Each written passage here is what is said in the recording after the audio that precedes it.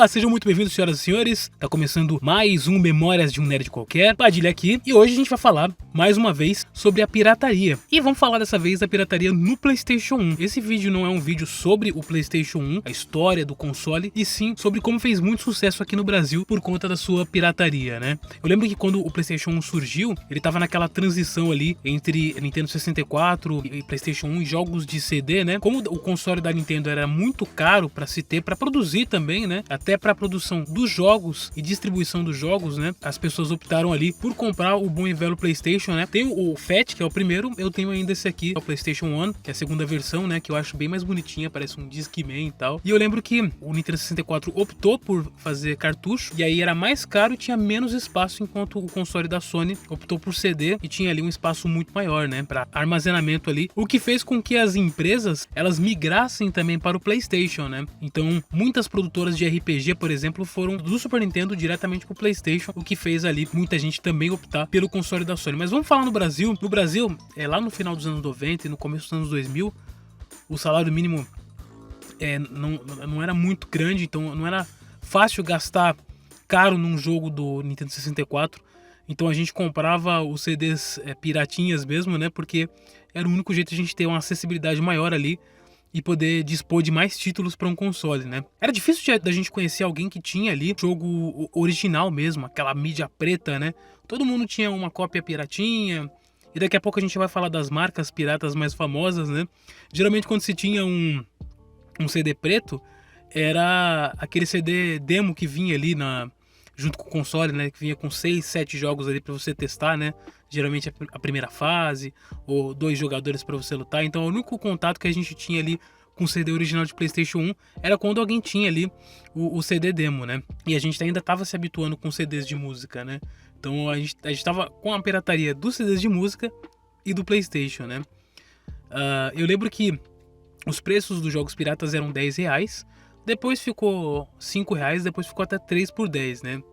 O pessoal que tinha PC fazia aquela maracutaia de comprar o jogo e fazer cópia em casa, né? O que não era muito bacana, porque devolvia, né, para a loja dizendo que não pegou, mas tinha feito a cópia do jogo, né? Uma das coisas que eu mais gostava naquela época, e como hoje em dia, tinha uns piratinhas de qualidade ali, né? Que faziam umas impressões no CD ali, e alguns CDs de pirataria tinha cara de original, né?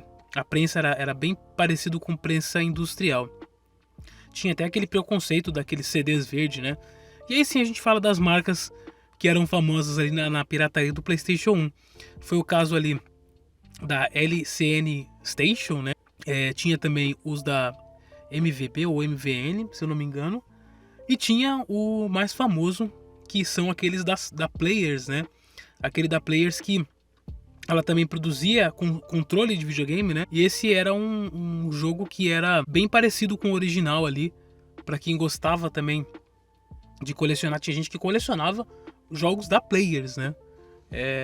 Mas era bem bacana, né? Uma das coisas mais frustrantes de comprar um jogo pirata, quando ele não funcionava ou quando vinha outro jogo no lugar, né? Corria o risco. Mas eu acho que o mais frustrante ainda era quando o jogo ele travava numa parte, ou porque a mídia era de péssima qualidade, ou porque a ROM do jogo que foi passada para aquele CD tava com problema. Então, todo mundo que chegou naquela parte que comprou essa leva travava. Aí era triste, né? A maioria dos jogos piratas eram gravados de uma matriz, né? E aí era complicado, você talvez tinha que comprar o original para poder ali continuar o jogo, né? E outra coisa também de você ter o CD paralelo daquela época que ele descascava, né? Então ficava aquela coisa meio descascada, você até tinha uns macetes para você preservar mais colando um adesivo do outro lado do CD e tal, mas quem tem jogo hoje em mídia sabe que uma das coisas que mais corre o risco de acontecer é da mídia descascar o CD ali, né? Eu lembro também quando o jogo era duplo ou triplo, que aí a gente tinha que pagar o preço a mais de um CD, né? Então se a gente fosse comprar 2 jogos e tinha um jogo que tivesse duplo, a gente só levava um para casa, né? E corria o risco também de travar na transição de um CD para o outro, né? Esses são os riscos de você comprar um CD pirata, né?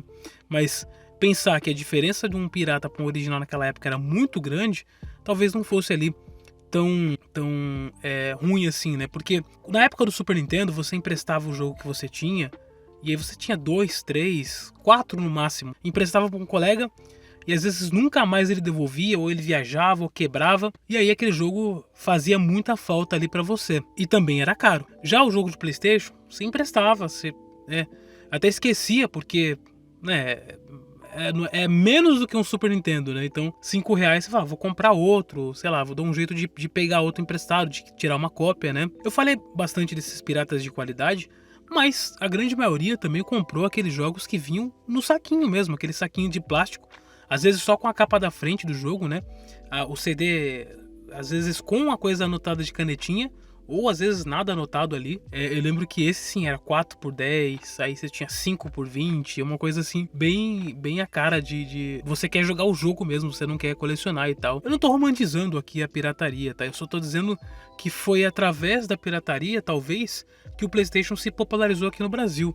Então muita gente que não tinha a possibilidade de comprar um console naquela época, de comprar jogos que estavam na moda naquela época, optaram por pegar, e quase todos já vinham destravados. Era bem pouco os consoles que vinham bloqueados de fábrica, né?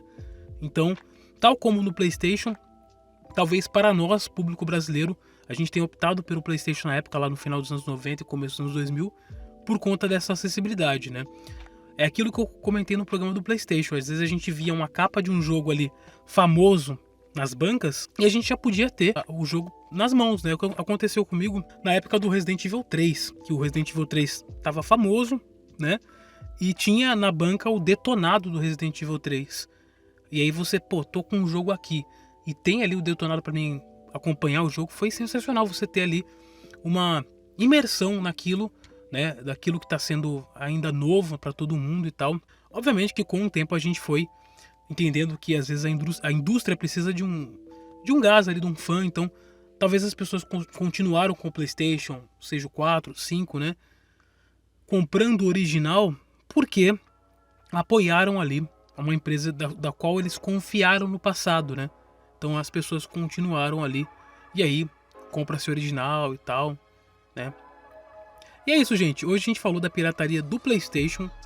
Se você gostou desse vídeo, dá like, se inscreva no nosso canal e eu vou deixar uma sugestão de vídeo pra você. Clicando no vídeo de cima, você vai ver sobre a história da pirataria do PlayStation 2, né? O PlayStation 2 é RueBR e eu posso provar. Clicando no vídeo de baixo, nós temos a história do Mega Drive, que foi um dos consoles maravilhosos aí que a Tectoy trouxe pra gente. É isso, um forte e magnífico abraço, Wanderson Padilha aqui, valeu, falou e até o próximo vídeo.